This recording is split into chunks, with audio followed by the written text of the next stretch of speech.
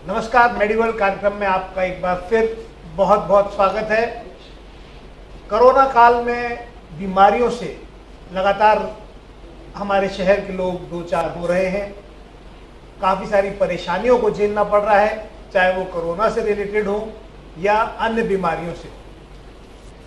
Corona का डर, corona का इलाज, कोरोना के क्या प्रिकॉशंस होने चाहिए, उसके अलावा आज एक बहुत महत्वपूर्ण टॉपिक जिसको लेके पूरे शहर काफ़ी परेशान रहा कि प्राइवेट डॉक्टर्स की जो सेवाएं उनको मिलनी चाहिए इस काल में वो उनको नहीं मिली, उस पर भी आज हम चर्चा करेंगे। और इन सब बातों पर चर्चा करने के लिए हमारे साथ आगरा के दो बहुत ही वरिष्ठ डॉक्टर्स हमारे साथ आज यहाँ उपस्थित हैं। मेरी दाईं ओर आईएमए के सचिव डॉक्टर चतुर्वेदी, उनका बहुत बहुत स्वागत। मेरी बाईं ओर श्री डॉक्टर संदीप अग्रवाल जी हमारे मध्य हैं, तो उनका भी हार्दिक स्वागत करता हूं। तो डॉक्टर चतुर्वेदी, सबसे पहले मैं आपसे जानना चाहता हूं, आईएमए को लेकर बहुत सारी भ्रांतियां रही, प्रशासन के साथ आपका सही तालमेल नहीं बना और लगातार 90 दिन अब बीत गए, कुछ सेवाएं अभी भी शुरू तो हुई हैं लेकिन सुचारू नहीं हो पाई हैं। मैं चाहूँगा कि इस पर प्रकाश डालें, प्रशासन के साथ क्या परेशानियां रहीं आईएमए को और क्या वजह रही कि आगरा के लोगों को सही सेवाएं नहीं मिल पाई। पहले तो ये सवाल थोड़ा सा गड़बड़ हो रखा है कि आईएमए और प्रशासन में सहयोग नहीं रहा। हम लोग पहले दिन से 20 मार्च से लगभग आईएमए और प्रशासन एक साथ मिलके कोरोना की लड़ाई की तैयारी करने में लगे हुए थे, जिसके लिए शुरुआत में नोडल ऑफिसर आईएमए के प्रेसिडेंट, सेक्रेटरी और कई 3-4 लोग और बनाए गए जो एडमिनिस्ट्रेटिव उसमें चल रहे थे। लगातार हम लोगों ने लगातार काम किया, लेकिन जो शुरुआत हुई थी उस शुरुआत में जो एक डर बैठाला गया, बिल्कुल शुरू से जो कहा गया, प्रधानमंत्री जी ने एक दिन का लॉकडाउन किया था, लेकिन उसके साथ साथ अगले दिन से जो आना शुरू हुआ कि सारे लोग ओपीडी ना करें, अस्पतालों से इन्फेक्शन फैलता है, इस बात के डर से जो अपने आप को विड्रॉ कर लिया, जिसको हम कहना चाहिए सैनिक है, वॉरियर है। आप वॉरियर से ये कह रहे हो कि देखो लड़ाई चालू हो रही है लेकिन तुम ही हो सकता है लड़ाई का कारण हो, इसलिए तुम चुप से अलग हट जाओ। उस वजह से सारा का सारा जो विड्रॉल हुआ एकदम इमीडिएट 20 मार्च के बाद 25 मार्च के आसपास से, उस विड्रॉल को दोबारा से कॉन्फिडेंस जनरेट करना, दोबारा से चालू करना हम लोग लगे हुए हैं, लगातार कोशिश करते रहे। लेकिन बीच बीच में खबरें मीडिया की तरफ से ये आ जाना कि संक्रमण इसकी वजह से हुआ या पारस हॉस्पिटल का एपिसोड, ये सब चीज़ें नेगेटिव इंफॉर्मेशंस ने डॉक्टर्स को अपने टेंटिकल्स अंदर समेट लेने के लिए मजबूर कर दिया। ये डर में लग गया कि कहीं ऐसा ना हो कि मेरे अगेंस्ट एफआईआर हो जाए। किसी न किसी बात पे एफआईआर का रोज कारण आ जाता था, अखबारों में निकलता था, नोटिस निकलते थे लगातार, कभी 41 अस्पताल, जबकि आईएमए लगातार कह रही है जो डॉक्टर काम करना चाहता है उस डॉक्टर को काम करना अलाउड है और प्रशासन उसको पूरा सहयोग देगी। लेकिन नहीं मिला सहयोग। डॉक्टर साहब, आप कह रहे हैं कि आप कोशिश करते रहे लेकिन उसके बाद भी डॉक्टर विड्रॉ कर गए, और चाहे वो डर की वजह से हो, चाहे कोरोना का डर हो, चाहे प्रशासन का डर हो, एफआईआर की आपने बात करी, लेकिन जो सेवाएं मिलनी चाहिए थी कोरोना काल में, जो अन्य बीमारियों से ग्रसित जो मरीज थे उनको वो नहीं मिल पाई और बहुत ज्यादा परेशानी रही डॉक्टर साहब। और बहुत सारे ऐसे केसेस हैं जो इलाज ना मिलने की वजह से उनकी मृत्यु भी हुई। लगभग शुरुआत में ऐसा कुछ होने की उम्मीद मैं मान लेता हूं हो रही हो, लेकिन आईएमए हेल्पलाइन ने 25 मार्च से काम करना शुरू कर दिया, जिसमें फ़ोन नंबर हम लोगों ने 7830067676 पे व्हाट्सएप मैसेज करवाना और उससे टेली हेल्पलाइन स्टार्ट कर दी थी। किस अस्पताल में जाना है, किस अस्पताल में नहीं जाना है, कौन से अस्पताल खुले हुए हैं, कौन से अस्पताल में जाया जा सकता है, किसकी डॉक्टरी सलाह से काम खाली चल सकता है, वो चालू कर दिया गया था। मगर कुछ अस्पतालों में जो हार्ट वाले हैं, हार्ट वाले डॉक्टर्स नहीं मिल रहे थे, तो उसके लिए लगातार हम लोग कोशिश कर रहे थे। लेकिन जब सैनिक को डराया जाता है तो सैनिक को दोबारा से ताकत लाना कोई आसान काम नहीं है, और वो ताकत लाने के लिए जो हम लोगों ने काम किया है, काफ़ी कोशिश करी, उसके बाद लोग बाग आना चालू हुए, दोबारा से चालू किया गया। ये लगने लगा कि बगैर टेस्ट के हम लोग भी बीमार पड़ने का वो हो जाएगा, जिसकी वजह से थोड़ा सा विड्रॉल रह रहा है। लेकिन कोई सेवा ऐसी नहीं थी जो एक जगह नहीं तो दूसरी जगह, दूसरी जगह नहीं तो तीसरी जगह मिल ना रही हो। थोड़ा डॉक्टर सतीश अग्रवाल, मैं आपसे प्रश्न भी करूंगा क्योंकि आप शायद कुछ ही उन डॉक्टर्स में से थे। पुरुषोत्तम दास Savitri Devi cancer research hospital के आप डायरेक्टर हैं और वहाँ लगातार कैंसर रोगियों को पूरे कोरोना काल में उपचार मिला, तो वो शायद शहर का कुछ ही एक आध ही ऐसे हॉस्पिटल थे, नर्सिंग होम्स में डॉक्टर साहब का नर्सिंग होम था जहां उपचार मिलता रहा। तो डॉक्टर साहब क्या वजह रही कि जनरली नहीं हो पा रहा था और आपने उसको मैनेज किया? मैं आपको थोड़ी सी वास्तविकता से परिचय कराऊं, शायद इन सब चीजों से हम लोग बहुत अच्छी तरह से अवगत ना हो जी।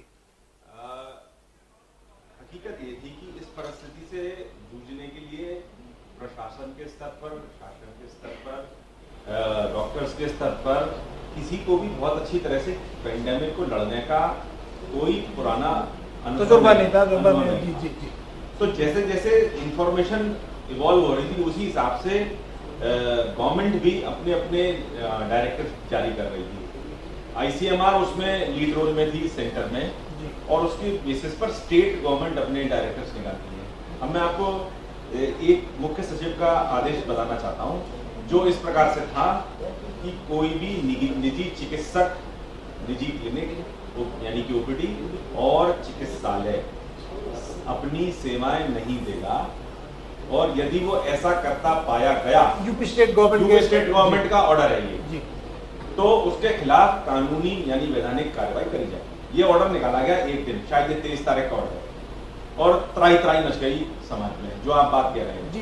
ये व्हाट्सएप पे काफी सर्कुलेट हुआ था। ये उसके 24 घंटे बाद इसके बिल्कुल विपरीत ऑर्डर निकल के आया मुख्य सचिव की कलम से कि निजी चिकित्सक, निजी अस्पताल अपनी सेवाएं जारी रखेंगे, और जो इमरजेंसी मरीज हैं उनको सेवाएं देंगे, जिनको मरीज को आवश्यकता है उसको इलाज करेंगे, और जो ऐसा नहीं करेगा उसके खिलाफ कार्रवाई करी जाएगी। मगर इस प्रयास में यदि कोई संक्रमण फैलाता पाया गया तो उसके खिलाफ कार्रवाई करी जाएगी। विरोधाभासी। अब खुद ही विरोधाभास कर दिया उन्होंने। जी जी।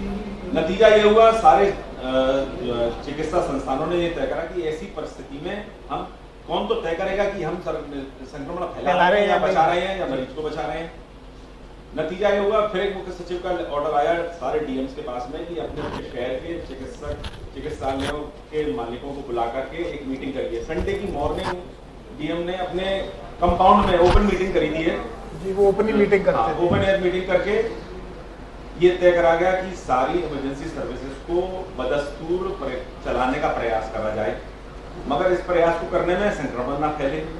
इसके लिए जितना स्टाफ आपके यहाँ काम कर रहा है सबको अस्पताल के अंदर ही रखा जाए, उनको घर न जाने दिया जाए। जितनी आपकी कैपेसिटी है उसकी 1/3 कैपेसिटी के स्टाफ को काम कराइए, 1/3 को क्वारंटाइन में रखिए और 1/3 को रिजर्व में रखिए जी।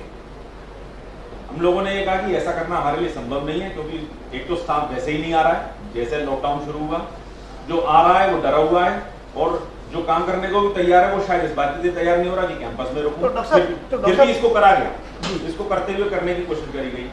तो बहुत सारे चिकित्सालय ऐसे में अपनी सेवाएं देने में अपने को असमर्थ पा रहे थे, किसी के पास स्थान नहीं था स्टाफ को रखने का। मैं आपके तो एक अपवाद हो सकता है आपका हॉस्पिटल, लेकिन 99% हॉस्पिटल आगरा के उस दौरान बंद रहे। नहीं बंद नहीं, उसको प्रशासन ने बंद करा। कुछ तो प्रशासन ने 10 अस्पतालों को चिन्हित करा, वो 10 अस्पतालों को सेवा जारी रखनी है। वो 10 अस्पतालों ने भी सेवा जारी नहीं रखी। नहीं, उन लोगों ने सेवाएं रखी, मगर उसमें परिस्थितियां ऐसी थी जिसमें कि देखिए, एक ये भी समझना पड़ेगा, आमतौर पर एक चिकित्सा को अब परिपक्व होते होते अमूमन 50 साल की उम्र बीत जाती है।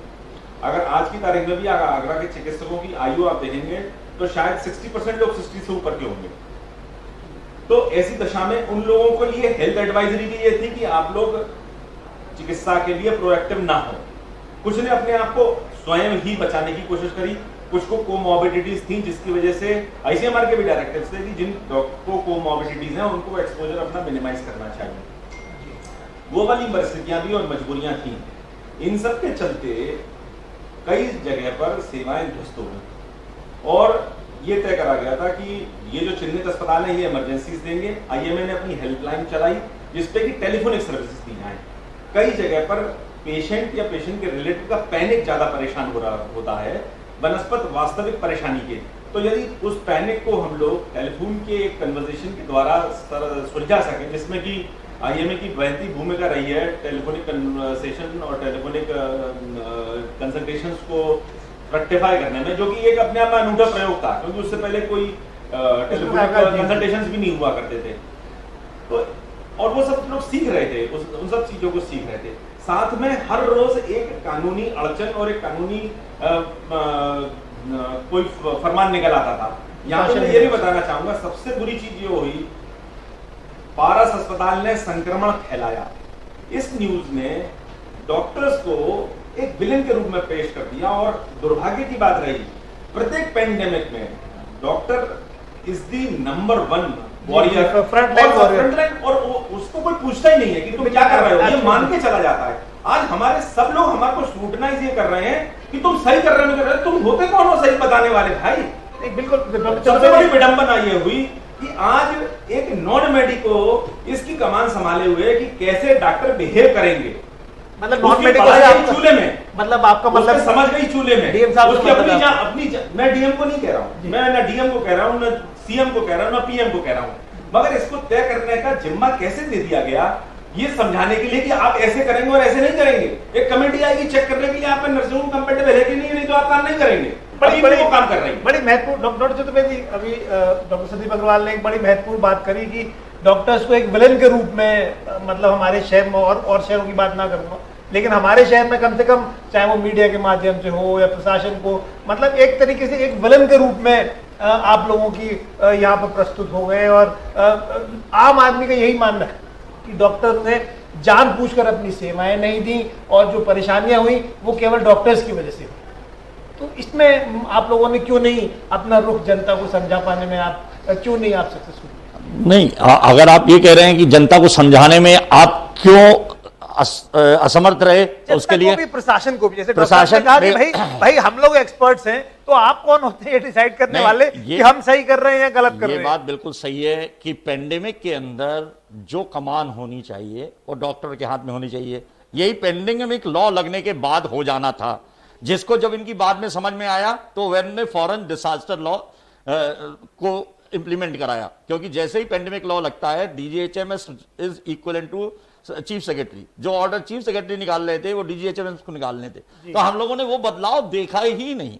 हमने पेंडेमिक को पेंडेमिक की तरीके से ट्रीट ना करते हुए एक उसको आम परेशानी की तरीके से ट्रीट करने के लिए कोशिश करना शुरू कर दिया, लॉ एंड ऑर्डर की तरीके से ट्रीट करना कोशिश शुरू कर दी। एग्जैक्टली ये लॉ एंड ऑर्डर की तरीके से ट्रीट किया जा रहा है। में भी इकोनॉमिक टाइम्स में बड़ा अच्छा आर्टिकल है, आईसीएमआर एक पैरेलल संस्था बन गई है जो कि एनसीडीसी के भी ऑर्डर्स को नहीं ले रही है, एनसीडीसी को रिकॉग्निशन ही नहीं कर रही है। आईसीएमआर को ये कमान क्यों मिल गई है? और जहां पर की वहां पर भी कमान नॉन मेडिकल्स के हाथ में दे दी गई आईसीएमआर। और अगर आप पेंडेमिक की बात कर रहे हैं तो फिर इसका नेतृत्व किस तरीके से होना चाहिए, ये इसका भी फैसला होना चाहिए। नहीं, वैसे तो पेंडेमिक लॉ में लिखा हुआ था, पूरा लिखा हुआ बना हुआ तैयार है। आपको आगरा के सीएमओ और आगरा के प्रिंसिपल, इन दोनों के हाथ में कमान होनी चाहिए। They should give instructions to DM and commissioner and they should ask and demand what they want, but this is not happening. तो डॉक्टर साहब, आपका मानना है जो अभी परेशानियां हुई हमारे शहर में, जो इतना ज्यादा संक्रमण बढ़ा, आज भी हम लोग उत्तर प्रदेश में प्रथम नंबर पर है आगरा, तो इसकी मुख्य वजह यह रही कि एक जो आपस में कोऑर्डिनेशन जो अधिकारियों में होना चाहिए, चाहे वो सीएमओ, प्रिंसिपल मेडिकल कॉलेज और जिलाधिकारी, इन सब की पूरी टीम में होना चाहिए, वो एक कोऑर्डिनेशन, और जो लोकल डॉक्टर्स की टीम में होना चाहिए वो नहीं। देखिए, संक्रमण आगरा में क्यों बढ़ा, इसके कई कारण हो सकते हैं। आगरा में दिल्ली की प्रॉक्सिमिटी भी एक कारण थी, कुछ लोगों का आवागमन भी उसके लिए जिम्मेदार रहा, और कुछ मेरे को लगता है इत्तेफाक भी कि आगरा में शायद टीम भी उस समय बहुत प्रोएक्टिव थी और उसने बहुत अच्छी तरीके से चेस करके टारगेट्स पहचानने की, और जो कांटेक्ट ट्रेसिंग कहलाती है, कांटेक्ट ट्रेसिंग जितनी एफिशिएंटली आगरा में हुई उसका खामियाजा आगरा आज तक भुगत रहा है। पॉजिटिव ज्यादा हो गए, पॉजिटिव ज्यादा हो गए। नहीं डॉक्टर साहब, लेकिन देखिए वो आप उसकी और देर सवेर आगरा जैसी स्थिति सारे शहरों की होने वाली है यूपी की। अब देख लीजिए, अब जैसे जैसे अन्य शहरों में नंबर बढ़ने शुरू हुए, आगरा का पे से फोकस हट जाएगा, आगरा पे से ध्यान हट जाएगा। लोग शायद यूपी का जो एडमिनिस्ट्रेशन है वो उस बात को शायद आगरा को तरजीह देना इतना कम भी ज्यादा ना करे। अब कॉन्टैक्ट ट्रेसिंग और जो टेस्ट हो रहे हैं वो काफी कम हो रहे हैं, लेकिन डॉक्टर साहब संक्रमण की अगर मैं बात करूं, पीछे की बात हो गई, हालांकि हम लोग पीछे से अब केवल लेसन ही ले सकते हैं, सीख ले सकते हैं। जो एसआर हॉस्पिटल का केस हुआ, जहां लगातार संक्रमित स्थान में लोगों को लगातार भरते रहे, चाहे वो इसी प्रकार पारस का हुआ, तो ये दो जगह, और इसी प्रकार चाहे वो शारदा हो, चाहे वो फिर मधु रिसोर्ट हो, जिस प्रकार लोगों को भरा गया, आप लोग की ये हकीकत वस्तुतः पूरे हिंदुस्तान की है।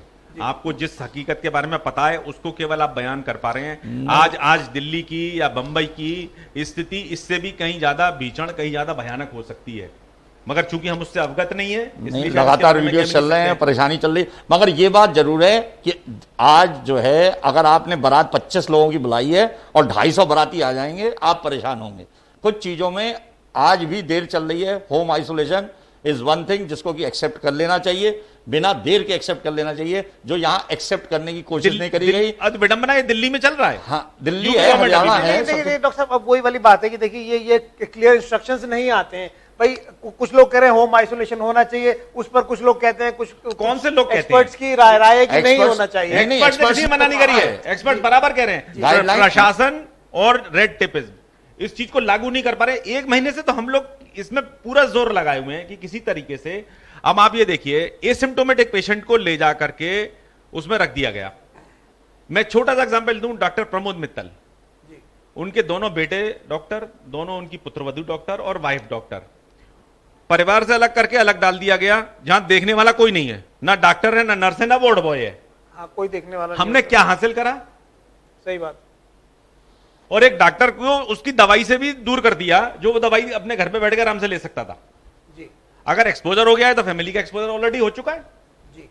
और अगर आइसोलेशन करना है तो इतनी समझ उसकी जान बचाने की अपनी स्वयं भी है कि वो बचाने के लिए क्या और आइसोलेशन करेगा। डॉक्टर साहब अभी भी अगर हम अपने शहर की बात करें तो ये सारी बातें अभी प्रशासन नहीं समझ रहा है। तो प्रशासन समझ रहा है, मगर बंदिशें ये हैं कि इस समय आप अपने लोकल लेवल पर कोई भी डिसीजन लेने के लिए ना तो सक्षम है, ना लेने का आपको फ्रीडम है, और ना ही आप लेने की हिम्मत है। क्योंकि अगर गॉड फॉरबिड कुछ भी ऐसा हुआ जो कि अनवांटेड है तो कहीं उस डिसीजन को जिम्मेदार ना ठहरा दिया जाए। इसलिए कोई भी out of the box thinking नहीं कर रहा है, कोई भी out of the rule book action नहीं ले रहा है, और कोई भी जो उस जगह की या उस समय की समस्या है उनको लोकल लेवल पर निवारण करने की कोशिश नहीं कर रहा है। डर है। ये डर तब निकलेगा जब आपके पास फ्रीडम होगा डिसीजन मेकिंग। जबकि मैथमेटिकल मॉडलिंग तो आज की तारीख में ये कहनी चाहिए कि अप्रैल के महीने में मरीजों का नंबर कितना हो रहा था, आज जो है मई में कम हो गया, जून में और कम हो गया। तो इसका मतलब तो ये है कि हम लोग जो एक नेगेटिव ग्रोथ कर फ्लैटन हो रहा है, से भी नीचे चला गया। आप तैयारी कर रहे हैं 1000 बेड की और 1500 बेड की बातें कर रहे हैं। क्यों भैया, जब आपका डाउन हो रहा है तो क्यों चिंता कर रहे हो? चलिए डॉक्टर साहब, ये पीछे की बातें हो गई, पीछे की नहीं, आगे की बात है। कुछ गलतियां हो गई, ये आगे की बात है। अब हम बात करते हैं what is the way forward. आपसे जानना चाहते हैं डॉक्टर चतुर्वेदी, आईएमए की क्या सुझाव? आप लोग रोज अपने वेबिनार्स कर रहे हैं, आप लोग आपस में बैठ रहे हैं, डिस्कस कर रहे हैं, बातें कर रहे हैं, तो आप लोग प्रशासन को कोई सुझाव दे रहे हैं या जनता के लिए आप क्या कहना चाहेंगे? What is the way forward? बिल्कुल, एक बात जो जनता को, सरकार को, प्रशासन को, शासन को समझ लेनी है, नंबर शुड नॉट मैटर।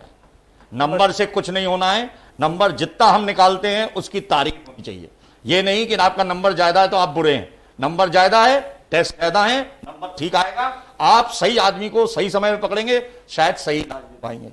आपने वो जो सिस्टम बना दिया कि नंबर कम करना, ये हरदम गलत है। नंबर से डरना बिल्कुल गलत है। एक बात तो ये हो गई कि नंबर से नहीं डरना, नंबर से नहीं और टेस्ट जैसे हो रहे थे या कॉन्टैक्ट ट्रेसिंग जैसे हो रही थी वो होनी चाहिए। और हालांकि वो अब काफी कम हो गई है, और बढ़ानी थी हमें। आपका सुझाव ये है कि हमको बढ़ानी चाहिए जी। और दूसरी चीज, हम लोग L2 L3 वो मरीज जिनको कोई ना कोई ऑक्सीजन की जरूरत है या वेंटिलेटर्स की जरूरत है, उनकी चिंता करना शुरू कर दें। जो एसिम्प्टोमेटिक पेशेंट हैं, जो माइल्डली सिम्प्टोमेटिक पेशेंट हैं, उनकी चिंता करना बिल्कुल बंद कर दें। उनको हम लोग कहीं पे भी आराम से रख सकते हैं। हम लोगों के घरों में हम लोगों की आदतें थी, छोटी माता बड़ी माता निकलती थी, बच्चा घर के अंदर अकेला रहता था, माँ उसका सपोर्ट करती थी। आप आज ले जाना चाहते हैं वहां अस्पतालों में जहां पे हम लोग सैनिटोरियम वाली नर्सेज को ढूंढ ही नहीं सकते। आज वॉलंटियर्स का जब उन्होंने लिस्ट निकाली, 21 वॉलंटियर्स की लिस्ट आई है। जब आप देख सकते हो 21 वॉलंटियर अगर इतने 45 लाख के शहर में निकल रहे हैं तो इसका मतलब हम लोग कहीं नहीं है। जबकि हमारे हिसाब से नंबर कम से कम 45,000 जाना चाहिए आगरा शहर के अंदर जो पॉजिटिव केसेस आएंगे। मतलब देखिए डॉक्टर साहब, मैं जानना चाहूंगा कि ये भी कहा जाता है कि भाई देखिए हम लोग टेस्ट नहीं कर रहे हैं, कॉन्टैक्ट ट्रेसिंग नहीं हो रही है, तो कई हजारों ऐसे भी लोग होंगे जो ऑलरेडी इन्फेक्टेड हो चुके होंगे। तो अब जो होम आइसोलेशन की बात हो रही है या अन्य बातें हो रही हैं, इलाज की भी बात होती है। डॉक्टर साहब, ये जो पेशेंट्स को ले जाया जाता है जैसे अभी आपने डॉक्टर उनका एग्जाम्पल दिया, प्रॉपर इलाज नहीं मिला और एक जगह आपने ले जाके रख दिया तो उसका कोई बहुत लाभ नहीं मिला, उन घर में भी उनको आइसोलेट किया जा सकता था या उनके नर्सिंग होम में भी उनको रखा जा सकता था। तो अब क्या इस प्रकार के सुझाव या ऐसा कुछ कर रहा, जैसे WHO ने भी कहा है, अभी 2 दिन पहले स्टेटमेंट आया था कि एसिम्प्टोमेटिक केसेस से इन्फेक्शन नहीं फैलता। अब ये संभव है या नहीं है भाई, ये तो आप लोग बताइए। दूसरे दिन WHO कह रहा है और हमारे पड़ोसी राज्य के मुख्यमंत्री टेलीविजन पे कह रहे हैं कि अगर आप एसिम्प्टोमेटिक या हल्के सिम्टम्स के साथ में तो ना जाएं। मगर मैं यहां पर डॉक्टर संजय की बात में एक और चीज जोड़ना चाहता हूं। Agra has been blessed by a medical college जो कि अब शायद 125-150 साल पूरे कर रहा है, और इसकी आज से 30 साल पहले जब मैं यहाँ का स्टूडेंट था उस समय कैपेसिटी 1200 बेड की थी। आज की तारीख में शायद 650, 700 या 750 बेड उसमें चल रहे हैं। कम क्यों हो गए? एक तो ये बड़ा मूल प्रश्न है, इसको आप उठाइएगा किसी फोरम पर। समय के साथ में, जिस समय जयपुर मेडिकल कॉलेज एग्जिस्ट नहीं करता था उस समय आगरा मेडिकल कॉलेज 1200 बेड हुआ करते थे। आज जयपुर मेडिकल कॉलेज 2500-3000 बेड का हो गया, आगरा के 1200 से 750 हो गए। क्या यूपी सारा का सारा लोड जो इस पूरी बीमारी का था ये सरकारी व्यवस्थाओं पर आकर एक मिनट मुझे बात पूरी कर लेने दीजिए। उसमें से 650 या 700 बेड चल रहे हैं। कोरोना महामारी के लिए सरकार सजग हो गई 6 महीने पहले।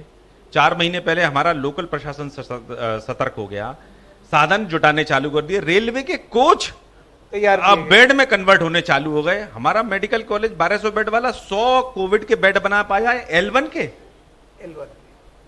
हमारे मेडिकल कॉलेज में 15 पीजी के स्टूडेंट होते हैं पर ईयर, सर्जरी डिपार्टमेंट में 15, मेडिसिन डिपार्टमेंट में 15 गुणा 3 साल के 45 तो रेजिडेंट है वहां पर। 125 इंटर्न्स इंटर्नशिप करते हैं वहां पर। 20 30 मेडिकल ऑफिसर्स के वहां पर एक डिपार्टमेंट है, और एमबीबीएस तो सारे ही हैं जो भी वहां पर काम कर रहे हैं। बिल्कुल। डीएम, मेरे को तो कभी हास्यास्पद लगता है, डीएम साहब ने कॉल करी और 21 वॉलंटियर्स की एक लिस्ट आ गई है जिसकी बेसिस पर हम एक कोविड हॉस्पिटल तो बनाना चाहते हैं। हम मेडिकल कॉलेज की टीम भी तो जानना चाहेंगे कि कितनी है और उससे कितने बेड रन हो पा रहे हैं। बिल्कुल ठीक बात है। और वो कर क्या रहे हैं? एकल चिकित्सक, 2 चिकित्सक, 4 चिकित्सक के ग्रुप वाले प्राइवेट नर्सिंग होम्स पर प्रशासन दांत गड़ाए हुए कि इनको कोविड में कन्वर्ट करा जाए। किस टीम की बेसिस पर? जहां पर इंफ्रास्ट्रक्चर एग्जिस्ट कर रहा है उस इंफ्रास्ट्रक्चर को हमने 3 महीने में कितना यूज करा? 4 महीने निकल जाएंगे, उसका सही इस्तेमाल कर पाए हैं? पीएमएस की तो मैं बात ही नहीं कर रहा हूं, मैं तो एपेक्स सेंटर मेडिकल कॉलेज की बात कर रहा हूं, डिस्ट्रिक्ट हॉस्पिटल को भी नहीं बात कर रहा हूं मैं। इसके अलावा लेडी लाइल एक डेडिकेटेड गायनेकोलॉजी सेंटर है जिसमें 300 बेड है।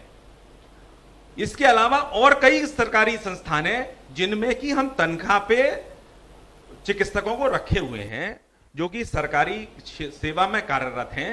मैं सब चिकित्सकों को एक सा मानता हूं, मैं भी अपनी सेवाएं देने को तैयार हूं, मगर हमें अपनी एक ऑडिटिंग तो करनी पड़ेगी।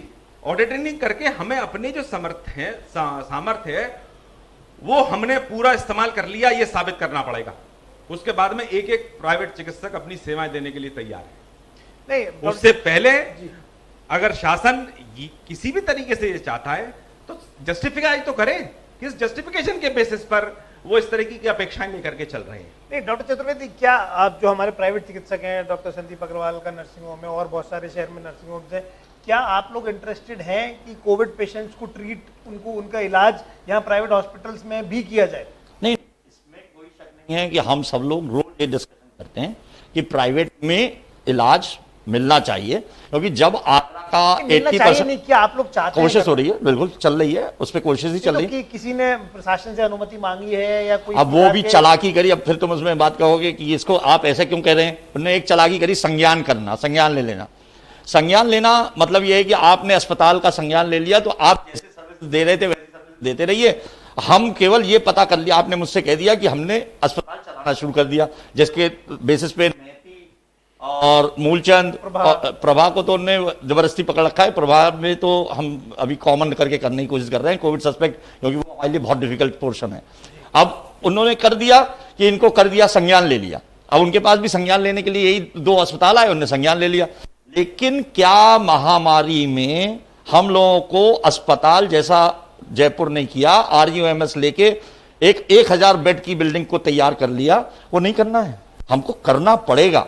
और उसके लिए मेडिकल कॉलेज आगरा को ही रिस्पॉन्सिबिलिटी देनी पड़ेगी। जैसा बताया, डॉक्टर तो सबसे ज्यादा उनके पास हैं, अब और यंग डॉक्टर्स उनके पास हैं। आप अगर बुढ़े डॉक्टर्स को देखना चाहते हैं, सब लगभग 45-50 के ऊपर वाले बैठे हुए मिलेंगे, जिसको किसी ना किसी कोमोर्बिड कंडीशंस होंगी, जो प्राइवेट किसी ना किसी प्रो होगा, और 2-4 डॉक्टर मर जाएंगे। उसके बाद फिर वही रोना मचेगा कि आईएमए को इस बात के लिए हड़ताल पे जाना पड़ेगा कि नहीं साहब, हम डॉक्टरों को नहीं कर सकते, कैसे करेंगे, ऐसे डॉक्टर जाके डेथ हो रही है, और वो बढ़ रहा है धीरे-धीरे। तो आज की तारीख में नंबर बढ़ता चला जा रहा है। मतलब अभी आप लोग की तरफ से बहुत ज्यादा इनिशिएटिव नहीं लिया गया है कोरोना पेशेंट्स को ट्रीट करने के लिए प्राइवेट हॉस्पिटल्स में? कर रहे हैं, हम लोगों ने बताया ना, इसमें करने की कोशिश इस तरीके से चल रही है कि मूलचंद हर बार बंद हो जाता है, उसके पास डॉक्टर्स नहीं है।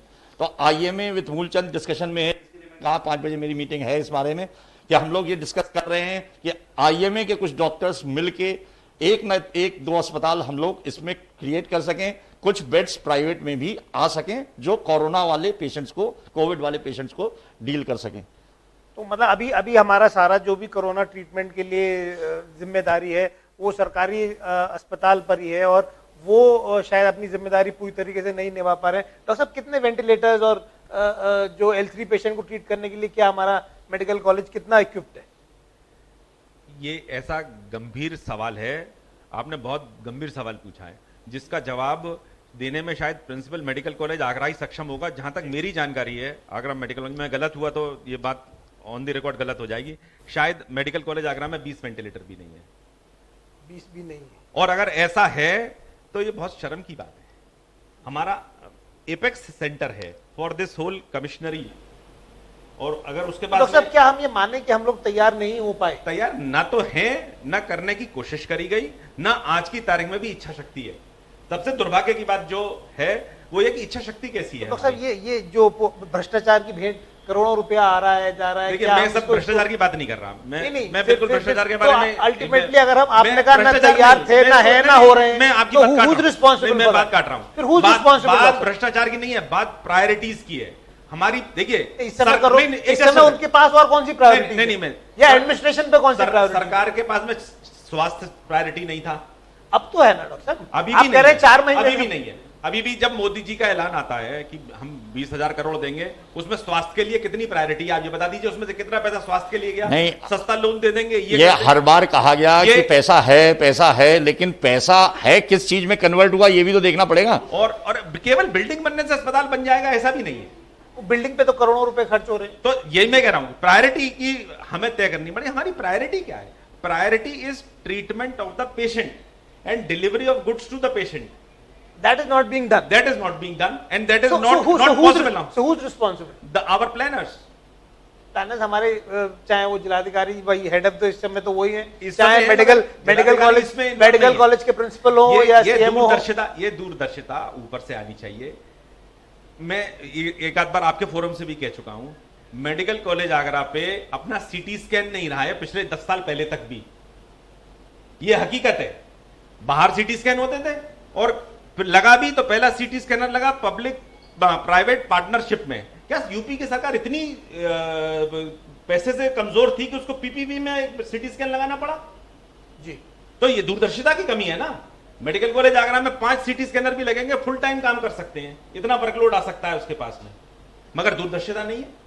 डॉक्टर चतुर्वेदी, क्या कुछ और है? डॉक्टर चतुर्वेदी, मेडिकल स्वास्थ्य कभी भी बहुत समय से, मतलब कम से कम हमारी प्रायोरिटी उत्तर प्रदेश सरकार की नहीं रहा है। उत्तर वहीं नेशनल गवर्नमेंट की भी नहीं। फिर देखिए 2% भी जीडीपी का खर्च नहीं कर रहे हैं, कम से कम 12-14% जीडीपी चाहिए आपको अगर हेल्थ को किसी लेवल पर लेके जाना है। तो प्राइवेट हॉस्पिटल, प्राइवेट उस पर शायद ज्यादा डिपेंडेंट हो गए हैं, वही गलत है ग्रेजुअली। इसलिए नहीं, इसका नुकसान क्या हुआ? मैं प्राइवेट प्रैक्टिशनर होकर भी ये बात कह रहा हूँ, इसका खामियाजा जनता भुगत रही है। बिल्कुल भुगत रही। अच्छा, ये राजस्थान की बात करें, गुजरात की बात करें, वहाँ वनस्पत काफी अच्छी सरकारी स्वास्थ्य सेवाएं, क्योंकि वहां पर प्राइवेट, देखिए यूपी में प्राइवेट इलाज काफी सस्ता है, इसलिए प्राइवेट में लोग चले जाते हैं। या डॉक्टर साहब इसको कहें कि जो प्राइवेट एक जो संस्थाएं थी, उन्होंने शायद जो हमारी सरकारी सेवाएं वो भी नहीं चाहते थे कि ये शायद उस लेवल की हो जाए। तो अच्छा, मैं इसका उल्टा विपरीत कह रहा हूँ जी।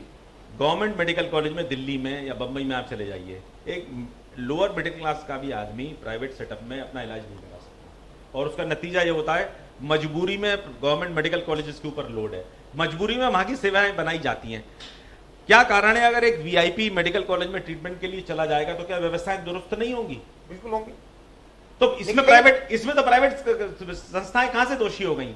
एक वीआईपी, एक पॉलिटिशियन, एक वजूद वाला एमएलए, एमपी या कोई भी जो हैसियत रखता है वो मेडिकल कॉलेज में जाके भर्ती तो हो, अगले दिन स्वयं उसकी चादर साफ भेजेगी और आसपास की 10 चादरें साफ बिछ जाएंगी। डॉक्टर साहब वो कैसे चला जाएगा? उसे भी अपनी तो जान प्यारी है। तो फिर बात खत्म हो नहीं जाती तो है। जान प्यारी के लिए, बराबर है, जान प्यारी के लिए समाजवाद की बात क्यों करते नहीं, हैं? जान प्यारी के लिए तो मैं एक बात कहूंगा, दूसरी बात तुम्हें लगेगी बुरी जरूर।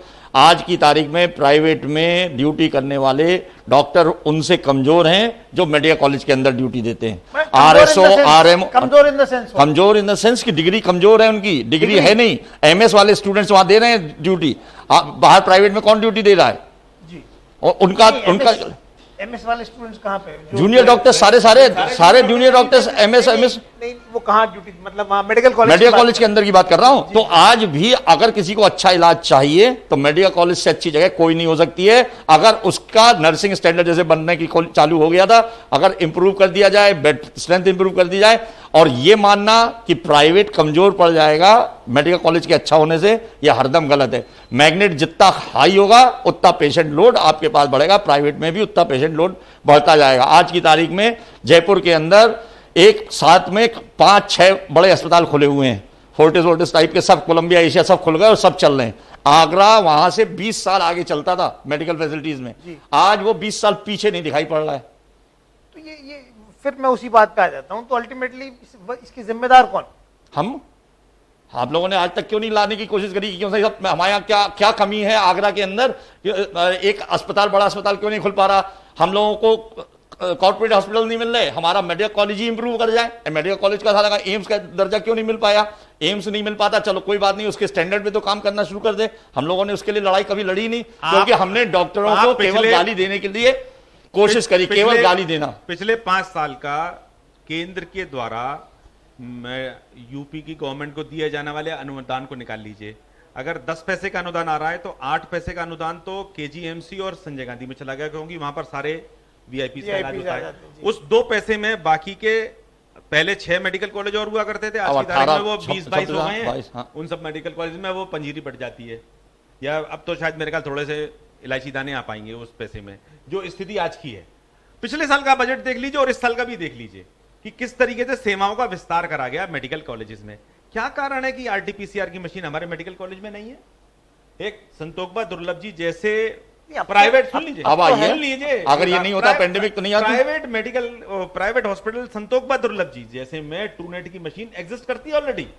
अब तो ट्रूनेट भी आ गई। अरे अब आ रही है, जब आपके ऊपर से सरके से पानी निकल गया। अब क्या हम इस सब के बाद हम ये आशा कर सकते हैं कुछ फैसिलिटी? उम्मीद करते हैं कि आप इसको जगाएंगे सोती हुई सरकार को। नहीं, अब तो साहब ये पानी निकल रहा है तो कुछ जग रही है सरकार, ऐसा माना नहीं। अब तो इसलिए जगना पड़ेगा कि ये जो चल रहा है ना हिंदू राजाओं वाला स्टाइल, कि हाला आगरा के मरीज आगरा में रहेंगे, दिल्ली के मरीज दिल्ली में रहेंगे, नोएडा के नोएडा में रहेंगे, गाजियाबाद नहीं जाएंगे, ये नहीं जाएंगे। इसका मतलब ये है दिल्ली जो फैसिलिटीज को मजे ले रहा था कि सारे अस्पताल वहीं बड़े बड़े बनाते चले जाओ, एक 5 किलोमीटर के दायरे में जितने अस्पताल बड़े वहां मिल रहे थे, पूरी बाहर आगे कहीं नहीं मिल रहे थे। वो तो केवल इसी पीरियड के लिए है डॉक्टर। नहीं, इसी पीरियड के लिए क्यों है? आगे आपको अगर शहर बनाना है तो उसको इस तरीके से बनाइए। बड़ा अस्पताल क्यों नहीं बना? क्योंकि जिसको भी सेवाओं की जरूरत होती थी वो दिल्ली भाग जाता था। तो अब अगर आज दिल्ली ये शिकायत करता है कि नहीं हम आगरा के मरीज नहीं लेंगे, क्यों? पीस टाइम में तो आप सारा आपका सपोर्ट आगरा से ही चल रहा था, आज ही लेने में कैसे ऐतराज कर सकते हैं? और शायद यही वजह है कि वो भी नहीं चाहेंगे कि हम आगरा के मरीजों को मना करें, क्योंकि अगर आज उन्होंने आगरा के मरीजों को वैसे डॉक्टर साहब, मैं आप दोनों, आपने अभी सारा जो है दोष मर दिया सरकारी सेवाओं पर। अगर प्राइवेट आप लोग सब इकट्ठा हो जाते और कोशिश करते कि हम सब लोग मिलके और ये कोरोना से लड़ेंगे। अच्छा, किस लिए मतलब कि पारस अस्पताल बन जाए? क्योंकि मालूम है, मैं आपको ईमानदारी से बता रहा हूं, जो हमारी सबसे पहली मीटिंग है उसमें भी ये हुआ। मैं एक एग्जांपल देता हूं, मेरी बात सुन लीजिए, डॉक्टर साहब 1 मिनट मेरी बात सुन लीजिए। चलते चलते डीएम साहब ने भी एक हिंट देख रहा, भाई देखिए मगर इन्फेक्शन नहीं फैलना चाहिए। अगर इन्फेक्शन नहीं फैलना चाहिए, किसके हाथ में है? क्या आपके हाथ में है, या मैं चाहता हूं कि मेरे को इन्फेक्शन हो जाए, या आप चाहेंगे कि आपके घर में? मगर अगर आपको राजीव गुप्ता को इन्फेक्शन हुआ, डॉक्टर राजीव गुप्ता को, उसके खिलाफ एफआईआर हो गई है। Can you imagine a height of a situation like this? तो वो उसका दोष केवल इतना है कि गाड़ी में बैठ करके दिल्ली से आगरा तक वो अपने बेटे को लेके आया, और जिसको वो लड़का वर्ल्ड लेवल का टेनिस प्लेयर है जी, उसकी फेडरर की एकेडमी में टेनिस खेल रहा था, यूनिवर्सिटी में पढ़ रहा है, उसको लेके बस दिल्ली से यहां तक आया है, कोई ना कोई को तो ड्राइव करके लाना था ना, उसने संक्रमण फैला दिया। और नहीं अगर रोका होता तो एयरपोर्ट पे रोका होता, नहीं आता वो बिल्कुल रुका रहता, 7 दिन रुकता। आपने वहां तो क्वारंटाइन करा नहीं उसको, नहीं कुछ मगर एफआईआर और हो गई। हाँ। तो अब और उसमें पेंट डॉक्टर की तरह अगर आप उसको अभिभावक की तरीके से एफआईआर करते, फिर अखबार में न्यूज ये नहीं आनी चाहिए डॉक्टर ने संक्रमण फैलाया। इसमें आप भी उतने ही जिम्मेदार है। मैं नेताओं को नहीं मान रहा हूं। मैं उसी बात पे डॉक्टर ने संक्रमण फैलाया तो डॉक्टर पिंजरे में घुस गया अंदर। मैं उसी बात पे आ रहा हूँ। कहीं ना कहीं ये इन सब जो आगरा में माहौल बना, उस सब के लिए मीडिया भी जिम्मेदार है, प्रशासन भी जिम्मेदार है, और शायद आप लोग डॉक्टर तो विलन है ही, हम सब जिम्मेदार हैं, खून हम पीने सब के लिए बैठे ही हैं। जी भाई आयुष्मान में 4,500 रुपए में आपको आईसीयू में रहते हुए पीपीई किट, सारी दवाइयां, सारा इलाज, खान पान सारे के साथ में सरकार ने कहा 4,500 रुपए में क्यों नहीं इलाज कर सकते हो आपको मैं अस्पताल सौंपता हूं, एज ए मालिक की तरीके से आप अस्पताल चलाइए और कर दीजिए सेवा। और मैं एज ए डॉक्टर काम करूंगा, आप एज ए मालिक उसका इसी चालाकी के लिए उनने किया ही है कि जो संज्ञान लेने वाला सिस्टम ले आए। भाई क्यों नहीं आप एक्वायर करो, अस्पताल एक्वायर कर लो, डॉक्टरों को पैसा दो, सबको पैसा दो। संज्ञान लेने से मतलब वो उसका संज्ञान, जिम्मेदारी उसी की, और काम देखिए- उसी का, पकड़ेंगे हम जो साला प्राइवेट पार्टनरशिप में आपने कर रखा है देश को बर्बाद। क्या अच्छा तुम कर लो काम, हमने तो दे दिया, ठेका दे दिया, अब ठेका के बाद हम चले आए साहब बन और गए, राहुल ये जी, इसी सबसे खराब बड़ी लगा हुआ परेशानी है। है कि इसके कानूनी इम्प्लीकेशन भी नहीं पता। मैंने अगर कोविड अस्पताल बनाया और मेरे अभिरक्षा में मेरे इलाज के दौरान किसी पेशेंट की डेथ हो रही है, उसमें क्या इम्प्लीकेशन होने वाले पेंडेमिक लोग, ये भी नहीं जानकारी है हमें आज की मतलब तारीख में। proper- और एक और चीज सुनिए, अब एक और कहानी जो निकल के आ रही है, जिससे कि दिल्ली के डॉक्टर और बंबई के मेरे कई मित्र हैं जो कि डरे हुए भी हैं, वो ये है कि कोरोना की जांच एक बार होती है मरीज की, उसको कीमोथेरेपी लग के चली गई, अगली बार 3 हफ्ते बाद या 2 हफ्ते बाद या 10 दिन बाद उसको पुनः आना है।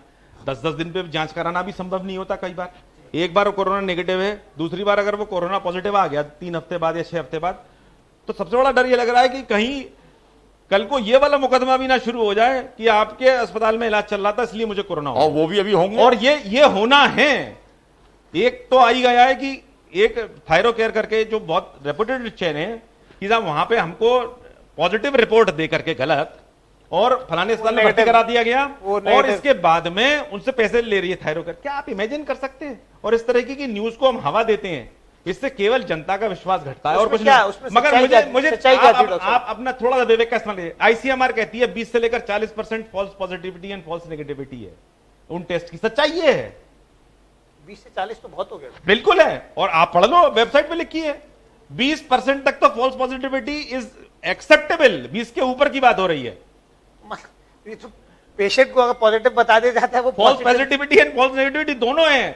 और स्वाब टेस्टिंग, अब आप स्वाब ले रहे हैं, ये मान के लिया जाएगा कि एडिक्वेट सैंपल आ गया, अलग अलग दिनों पर अलग अलग वायरल लोड रहने वाला है, किस फेज में आप हैं इन्फेक्शन की। किसी समय पे वायरल लोड बहुत होगा शुरुआती, और जाते हुए इन्फेक्शन के टाइम पर वायरल लोड भी बहुत कम हो सकता है। क्या वो सेंसिटिव होने के दायरे के अंदर है कि नहीं है उस टेस्ट के उस समय, ये भी हमें पता नहीं है।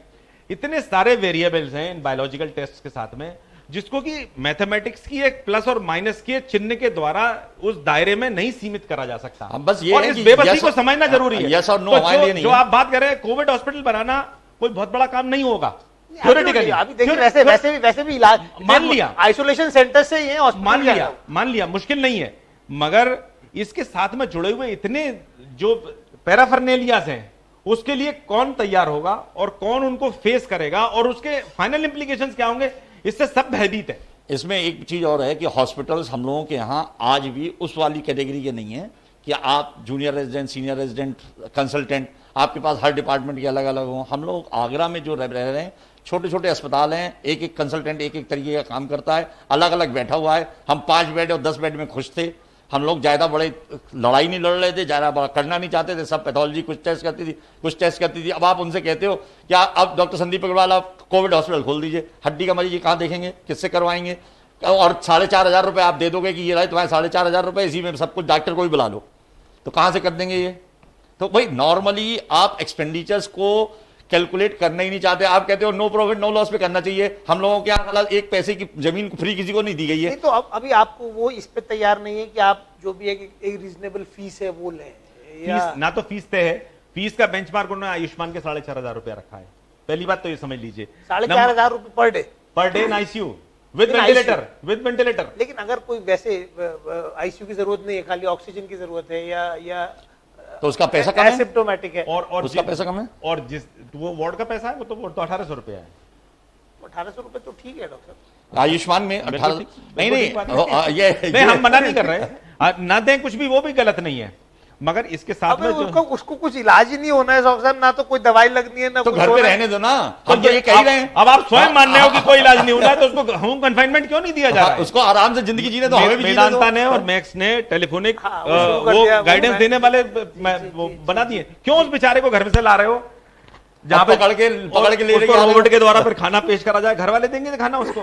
नहीं, L2 को तो जरूरत होती है सब, कम से कम L2 तो होना ही चाहिए तैयारी। L2 में तो फिर प्रिपरेशन पूरी हो गई ना, आपकी ऑक्सीजन लाइन हो गई, आईसीयू की जरूरत तो नहीं है मतलब। नहीं नहीं, लेकिन कॉस्ट ऑफ द बेड जो है, जब आप प्राइवेट वार्ड का बेड आज की तारीख में देखते हो कहीं पे भी, जनरल वार्ड बेड की बात कर रहा हूं, तो 1000 रुपए तो बेड चार्जेस चल रहे हैं, नर्सिंग चार्जेस ऊपर से लेते हैं।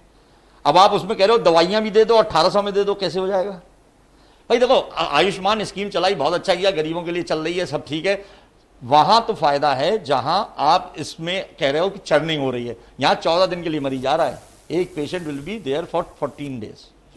अब उसके लिए, और जबकि जरूरत है नहीं, अगर ये माना जाए कि उसकी जरूरत नहीं है, तो आप हॉस्पिटल के बेड्स को भर क्यों रहे हो? उसको हटाओ, घर पे रहने दो, जैसे ही जरूरत पड़ेगी उसके लिए बिस्तर अवेलेबल होगा। और नहीं तो जो दिल्ली की हालत चल रही है कि आप बिस्तर ही नहीं है, बिल्कुल ही गायब ही होते चले जा रहे हैं बिस्तर, वैसी हालत यहां हो जाएगी। मगर ये डॉक्टरों के फोरम्स ने अलग अलग लेवल पर इस बात की चर्चा करी कि हम एक बिल्डिंग को लेकर के उसमें यदि एक कोविड हॉस्पिटल शहर के लिए बनाने का प्रयास करें, तो इसकी जो चुनौतियां हैं वो कई प्रकार की हैं। एक तो ऐसा अस्पताल की बिल्डिंग चिन्हित हो जिसमें कि एक डेडिकेटेड कोविड हॉस्पिटल बन सके, ऐसे भी कई स्थान मिल सकते हैं आगरा में। फिर उनको इक्विप करने के लिए एक फंड की आवश्यकता पड़ेगी, वो भी चलो एक विचार आ रहा था कि हम उसमें कंट्रीब्यूशन करके बनाने की कोशिश करें। तीसरे नंबर पे आ रहा था कि उसको रनिंग के लिए, स्मूथ रनिंग के लिए होने वाली स्टाफिंग अपने आप में एक बड़ी भारी चुनौती है आज के काल में, कि कैसे हम स्टाफ मैनेज कर पाएंगे। मूलचंद ने बीच बीच में कई बार प्रयास करा कि हम कोविड डेडिकेटेड हॉस्पिटल बना लें, और मगर उसमें सफल नहीं हो पा रहे हैं वो, तो उसको देख करके डर लगता है, स्टाफ नहीं मिल रहा उनको। अब आप बात कहेंगे, मैं फिर सरकारी पे आ रहा हूं बार बार। सरकारी तंत्र में इस समय नर्सिंग स्टाफ की बेहद कमी है, और ऐसा नहीं है कि स्टाफ अदरवाइज नहीं है, क्वालिफाइड स्टाफ, डिग्री धारक, बीएससी नर्सिंग करे हुए सालों साल से नौकरी के लिए इंतजार कर रहे हैं, सरकार नौकरी पे नहीं रख रही है उनको।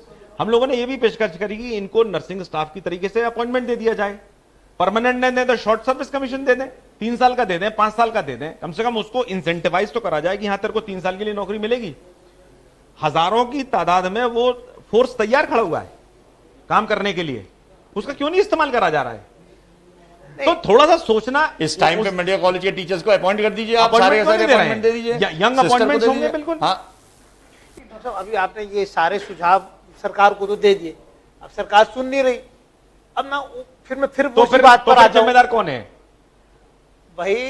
जब ना आप ये चाहते हैं कि आगरा आईएमए जिम्मेदारी ले ले इस बात की, क्योंकि आगरा का मसला है, इसलिए आप जिम्मेदारी लीजिए। मैं ये नहीं कह रहा डॉक्टर साहब, लेकिन जब अन्य बीमारियों से आप लोग कमा भी रहे हैं, तो इस समय देने का टाइम इस समय में परेशानी है, देने का टाइम नहीं है, देने का टाइम नहीं है। मेरे हिसाब से डॉक्टर के अलावा सब लोग जो है एक गठरी पैदा होने के टाइम पे अपने साथ में बांध के लाते हैं, जो कि माँ के उसमें से बच्चेदानी में से साथ में निकल के आती है। साहब आप बीमारियों से डिफरेंशिएट कैसे कर सकते हैं? मरीज अगर आपके पास आ रहा है तो आप उसे इलाज को मना कैसे कर देंगे? ये क्या बात हुई? नहीं, मतलब अगर वो कैंसर का पेशेंट है तो आप ट्रीट करेंगे, दूसरा पेशेंट है तो आप कह देंगे कि मैं नहीं करूंगा, तो वो मेरी क्षमता के बियॉन्ड है ना। ये कोरोना में कौन सी क्षमता साहब? ये तो बेसिकली अगर उसकी जरूरत है की, तो क्या हेल्प की जरूरत है आप बताइए भाई। आपको ये आप अपने विवेक के हिसाब से कह रहे हैं कि क्या क्षमता की जरूरत है कोरोना के इलाज में? अरे आप बता दो साहब, क्या क्षमता की जरूरत है? क्योंकि मेरे पास क्षमता नहीं है कोरोना के इलाज की। सबसे आसान तरीका है कहने का कि क्षमता नहीं है। बिल्कुल नहीं है, बड़े अस्पतालों के पास क्षमता नहीं है, बात खत्म हो गई। फिर सबके पास है और किसी के पास नहीं है क्षमता। यस, इसमें सही बात है। तो फिर अल्टीमेटली कोरोना का इलाज, so everybody is equipped and everybody is non-equipped. It's not like that. It is not like that. It is a dedicated critical care specialty which has to take care of these kind of patients. वो तो उसके लिए तो कोई भी trend नहीं है sir, ना कोई ट्रेंड था हमारे देश में, तो कोई भी नहीं। कोरोना के लिए ट्रेंड नहीं है, मगर उसके लिए जो एसओपीज हैं भाई उसके लिए ट्रेंड है। वो तो सब हर कोई जो भी आईसीयू मैनेज कर रहा है वो मैनेज कर सकता है। बिल्कुल ठीक बात है। तो बात तो आईसीयू तो सब जगह होते हैं। मगर इसमें देखिए आप लोग मिक्स कर रहे हैं दो चीजों को। इसमें यह भी समझना पड़ेगा आपको कि कोरोना के लिए जो एहतियात लेने हैं आपको इलाज के लिए, उनको आप 3-3 या 4-4 या 6-6 के ग्रुप्स में डिवाइड करके आपको यह अंदाजा नहीं है कि क्या एफर्ट करने पड़ते हैं। एक बार आपको एक पीपीई की किट पहनाने का और उतारने का एक नमूना पेश करना पड़ेगा, तब आपकी समझ में आएगा कि कोविड पॉजिटिव पेशेंट के जाने से पहले आदमी को कितने एहतियात लेने हैं और उसको क्या करना है। उसको 6 घंटे 8 घंटे जितनी देर के लिए पीपीई किट पहननी है, ना तो लघु शंका के लिए जा सकता है, ना पानी मांग सकता है, ना मुंह खुजा सकता है। पसीनों में छूते हुए उसको मरीज की सेवा करनी है उस टाइम पर। जब तक आप इस चीज को नहीं समझेंगे तब तक आप इस तरीके के जो आपने 5 मिनट पहले जो वाक्य बोले हैं उनको बोलने की क्षमता आप में बराबर रहेगी। इसलिए सारे कैमरा वालों को, सारे मीडिया पर्सन को एक एक पीपी किट पहना करके कोविड वार्ड में एंटर करा के एक फोटो लेनी चाहिए, जो कि अंजना ओम कश्यप पहुंच गई थी ना उस टाइम पर एंसेफेलाइटिस के टाइम पर। अब एक बार कोविड वार्ड में जाकर के कैमरा घुमा करके आ जाए वो, तो उनकी समझ में आ जाएगा कोविड वार्ड क्या होता है। अभी भी जाती है साहब, कोविड वार्ड में जाए जरा, उनके प्रोमोस चलते हैं साहब, वो सब दिखाते हैं। नहीं पीपी किट पहन करके। मैं तो दूसरी बात कहता हूँ, एक बात बताओ साहब, मतलब फिर अब देखिए मैं फिर वो आपको लगेगा अच्छी नहीं लगेगी साहब। मलाई खाने के टाइम तो आप लोग, और इस समय परेशानी के टाइम में तो सरकारी डॉक्टर साहब, मेडिकल कॉलेज सरकार तैयार करे साहब। ये क्या बात ऐसा नहीं है। अगर आज की बात नहीं है भाई, ठीक है, मैं देखिए ये जो आपकी परेशानियां है वो अपनी जगह। नहीं अब इसमें बिल्कुल एक बहुत बड़ी बात कह रहा हूं। आप इस बात को मान लो, मेडिकल सर्विसेज प्राइवेट के लिए बनी ही नहीं है। सेवा की सारी सर्विस सरकार को, हर आदमी को देनी चाहिए, और नहीं तो देश को इसी कगार पे पहुंचा देंगे जिस कगार पे इस पेंडेमिक में देखा। नहीं, मैं भी कहता हूं साहब, एजुकेशन और हेल्थ तो प्राइमरी है और हर सरकार को देनी चाहिए। लेकिन अब ये तो सब बड़ी वैसी बातें हाइपोथेटिकल हो गई ना। हम आज की बात कर रहे हैं, देनी चाहिए, होनी चाहिए। अब होना तो पता नहीं क्या क्या चाहिए। अब आज की तैयारी में आ जाते हैं। आईएमए क्या कर सकती थी? आईएमए ने पहले दिन से टेलीफोन हेल्पलाइन स्टार्ट करी। टेलीफोन पर ही आ जाते हैं साहब। आप लोगों ने वो करी, बहुत से प्राइवेट डॉक्टर्स टेलीफोनिक सर्विसेज दे रहे थे और उसका अपना एक मोटी फीस भी वसूल रहे थे। और ये झूठ नहीं है साहब, ये झूठ नहीं है, ये आप झूठ नहीं कह सकते। मैं प्रूफ दूंगा। लोगों ने पेटीएम कराया, जब तक पैसे नहीं दिए तब तक उनको वो नहीं मिली। आईएमए की हेल्पलाइन की बात नहीं कर रहा। हाँ, तो आईएमए की हेल्पलाइन के अलावा आईएमए की हेल्पलाइन की बात नहीं कर रहा। अगर डॉक्टर चूज कर रहे हो तो आपको पैसे देने में आपकी समस्या के समाधान के लिए आईएमए हेल्पलाइन है। अगर आप डॉक्टर चूज करना चाहते हैं तो फिर आपको पैसा देना पड़ेगा। फीस बढ़ा के नहीं, ये वो तय करेगा। नहीं, ये आप कौन होते हैं? सबकी फीस अलग है भाई। वो इसको नहीं, ये मेरी समझ में नहीं आता कि डॉक्टर की फीस के ऊपर नहीं। जस्ट मिनट, हाई कोर्ट ने कहा है कि ये भी आप हाई कोर्ट का वकील हक की तय कर दे हाई कोर्ट पहले, और सुप्रीम कोर्ट अपने सुप्रीम कोर्ट के लॉयर्स की फीस तय कर दे पहले, उसके बाद में बात करें डॉक्टरों की फीस की। वो कह रहे हैं कि फोन पे सुप्रीम कोर्ट का एक लॉयर 5 मिनट की पेशी के कितने लाख रुपए लेता है, इसका जवाब दे पहले सुप्रीम कोर्ट। और हाई कोर्ट में गरीब आदमी की पेशी कैसे होती है? हाई कोर्ट तक जा नहीं पाता है गरीब आदमी, क्योंकि वो अफोर्ड ही नहीं कर सकता हाई कोर्ट के एक लॉयर को खड़ा करना, और उसका दमन होता है इसीलिए। और इसका जवाब क्यों नहीं देता कोर्ट? डॉक्टर साहब, गरीब आदमी केवल तो डॉक्टर की फीस पे सारा विवेक, सारा ऑडिटिंग क्यों लगी रहती है? नहीं, इसका जवाब मिलना चाहिए। इसका संदीप एक सेकंड। डॉक्टर साहब, गरीब आदमी तो डॉक्टर की फीस भी नहीं दे पाता है। नहीं, गरीब आदमी को बता रहा हूं। ऐसा राहुल, इसमें एक चीज हम हरदम की बता देते हैं। आज की तारीख में तुम यहां से निकल जाना, किसी भी डॉक्टर को पकड़ लेना, अगर दिन भर में 1 या 2 मरीज बगैर पैसा दिए या पैसा कम कराए दिए हुए चले जाएंगे तो मैं जो कहूंगा हार जाऊंगा। तो अगर ऐसा हो रहा है तो वो उनसे जो फोन करके पैसे मांग रहा है, जबकि टेलीफोनिक गाइडलाइंस बन गई, उसमें लिखा कि फीस ली जा सकती है। जब सब चीजें हो गई तो इस समाज इस बात के लिए रो क्यों रहा है कि भाई फीस क्यों ले रहे हो? अरे फीस नहीं लेगा तो साला खाना क्या खाएगा? अपने उनको क्या खिलाएगा? चलो खाने के लिए, मगर फीस लेने के अधिकार को आप एक फीस लेने के अधिकार की बात नहीं कर रहा मैं। उसका फीस तय करने को आप चैलेंज करने वाले कौन होते हैं, मैं ये समझना चाहता हूं।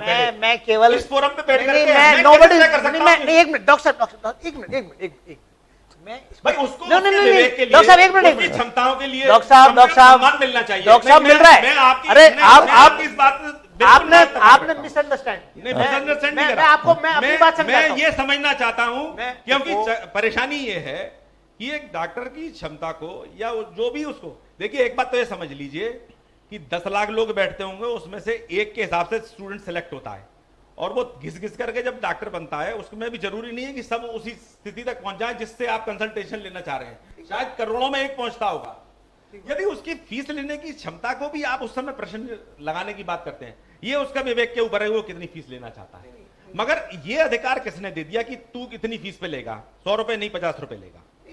भाई आपको जबरदस्ती नहीं दे रहा हूं। मेरी बात तो समझ लीजिए, मैंने कभी आपके नहीं बात ये नहीं, मैं इसलिए कह रहा हूं, नहीं मैं आपके ऊपर नहीं रिएक्शन है, मेरी ये रिएक्शन ये है कि क्योंकि इससे हो क्या रहा है, इससे समाज में एक बुरी तरीके की एंटीपैथी डॉक्टरों के खिलाफ बनी है, और उसका नतीजा नहीं, उसको ठीक नहीं कर सकता कोई, उसको कोई ठीक नहीं कर सकता। ये जो एंटीपैथी है ये और बढ़ेगी, ये कम नहीं होगी। मगर हां, इस तरीके के जो वक्तव्य जो आपने दिया अभी, इससे केवल आग में घी जाता है। बिल्कुल जो न्यूज बनती है, मैं यही कह रहा हूं, देखिए पारस ने जो करा, पारस ने संक्रमण फैलाया, मगर आपको यह नहीं पता कि उस टाइम पर उन क्रिटिकल पेशेंट्स को कोई नहीं ले रहा था। मेरा भी बहुत सारे, जबकि 22 मार्च के पहले की बात है, वो तो बेचारे का कोई नहीं, सब लोग डर के मारे नहीं ले रहे थे। गवर्नमेंट कोई एडवाइजरी नहीं आई थी कि नहीं लीजिए, मगर हम लोगों ने सबने क्रिटिकल केयर पेशेंट्स को लेना बंद कर दिया था कि भाई डर लग रहा था कि अगर कोई ब्रेथलेस पेशेंट आ रहा है जिसको वेंटिलेटर की जरूरत पड़ेगी, कोविड टेस्टिंग हो नहीं रही है, कैसे हमें पता चलेगा कि ये वो है पॉजिटिव है या नेगेटिव है? और वो वाकई में मरीज भटक रहे थे उस समय। मेरे पास भी पारस की तो कोई गलती नहीं थी, वो गलती है, गलती ये है कि हमने इस चीज को समझा नहीं कि इसके कॉन्सिक्वेंसेस क्या हो सकते हैं, और उसका नतीजा ये हुआ कि भुगतना पड़ा। वही बात है, उसके लिए बात है, पेंट इस तरह से कर दिया। और आज की तारीख में भी, अगर आज भी मेरे अस्पताल में भी अगर कोरोना का पेशेंट कल आ जाएगा, कोरोना संक्रमण फैलाया, ये स्टेटमेंट होता है। नहीं अभी तो और अच्छा बता रहा हूं, सुनो, ये आ गए हम लोग यहाँ बात करने के लिए। कल ये अखबार में कहीं कोरोना एक आध को निकल आया तो ये कहेंगे डॉक्टर संदीप अग्रवाल, संजय चतुर्वेदी आगे बैठे थे, जरूर लेके आए होंगे अस्पताल से और फैला गए। हमारे नाम पे ही जाएगा ये भी, क्योंकि अल्टीमेटली डॉक्टर फैला रहे हैं। अगर किसी और व्यक्ति को कोरोना का इन्फेक्शन होता है तो वो इन्फेक्शन है, मरीज पकड़ा गया, मगर अगर डॉक्टर को कोरोना होता है तो वो डॉक्टर ने फैलाया, लालच की वजह से, और लालच की वजह से फैलाया। मुझे भी पता है कितने फोन मेरे पास में आते हैं कि साहब मरीज देख लीजिए, और कई बार ऐसी बाध्यता भी होती है कि देखना भी पड़ जाता है, ना चाहते हुए भी देखना पड़ जाता है। डॉक्टर आरसी मिश्रा हमारे इतने वरिष्ठ और इतने सम्मानजनक न्यूरो सर्जन है, कोरोना से ग्रसित भी हुए हैं वो, और उन्होंने क्या अपनी सेवाएं दी है। ठीक है, कोई उसको पैसे का लालच भी बोलने की क्षमता रख सकता है, कोई नहीं रोक सकता, मगर जो सेवाएं उन्होंने दी हैं वो भी अपने आप में बहुत इंपॉर्टेंट है। इस समय में बड़ा आसान था उनके लिए कि आराम से बैठ जाना। डेफिनेटली मैं यही कह रहा हूँ, ज्यादातर डॉक्टर्स आराम से बैठे और जो सेवाएं दे रहे हैं उनको तो बहुत साधुवाद है, मैं वो उसी पर ही आ रहा हूँ। मैं आप जो मैं पैसे की बात करी, मैं यही कह रहा था कि टेलीफोनिक कंसल्टेशन पे IMA फ्री ऑफ कॉस्ट दे रहा था।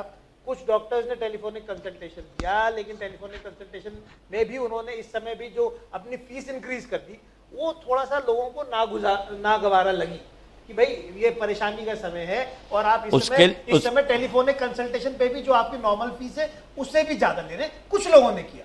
तो इसको ये नहीं है कि पूरी डॉक्टर कम्युनिटी को आप उसको ब्लैक पेंट कर देंगे, लेकिन ये हुआ है ऐसा, और ये आपको भी मानना पड़ेगा। मानना क्या, उसमें छुपाने वाली बात नहीं है, ज्यादा या कम की मैं बात ही नहीं कर रहा हूँ। आप सेवाएं दे रहे हैं और विवेक है, मैं उस पर भी मान रहा हूँ, और ज्यादा या कम नहीं है। टेलीफोनिक एक ह्यूमैनिटी भी होती है, बहुत सारी चीजें, और हर आप उसको उससे मत नापिएगा। इस समय बहुत परेशानी का वक्त था, और इस समय अगर सब लोग मिलके अगर हम इसको लड़ते या अभी भी लड़े तो शायद मेरे ख्याल से रिजल्ट बेटर निकलेंगे। अब जो आपकी परेशानियां हैं प्रशासन को लेके, जिस वजह से आप मरीजों को नहीं देख पा रहे हैं, अच्छा मेरे को एक बार बताइए, अगर डॉक्टर मरेगा तो आप लोग कितने पैसे देंगे उसको? प्राइवेट डॉक्टर मर गया तो बताओ, सही बात करते हुए मर गया तो समाज कितने पैसे देने वाला है? ये और कहेंगे साले ने बहुत पैसे कमाए थे, मर गया, अच्छा हुआ। उसके लिए क्यों कहेंगे साहब, हु इज रिस्पांसिबल? मैं आज अगर ये हमने बहुत आज ये स्थिति डॉक्टर ने, डॉक्टर साहब एक दिन में नहीं आ गई ये स्थिति। नहीं, आप बार बार ये कह रहे हैं कि डॉक्टर को एक विलन बना दिया, तो किस लिए बन गया विलन? किसने बना दिया? क्योंकि उसका कारण है ना, उसका कारण है, उसका कारण है, मैं उसका कारण बता दूं। बार बार यही कह रहे हैं कि साहब आप पता नहीं किस, नहीं, उसका बेसिक कारण ये है, डॉक्टर को भगवान मानता है, आज भी मरीज नहीं, भगवान नहीं मानना चाहिए, नहीं मानते, लेकिन परेशानी है ना, उतनी देर के लिए भगवान है जब तक वो उसको परेशानी में। तो ठीक है, जब आप पैसे मांगते हैं विलन हो जाते हैं, बट देन अगेन वो कह रहा हूं, तो ये डायलॉग केवल डायलॉग रह गया नहीं, है उसका नहीं शोले वाला डायलॉग हो गया ये समय तक तो है, ये बिल्कुल शोले का डायलॉग हो गया हो रहा है तब तक तो है।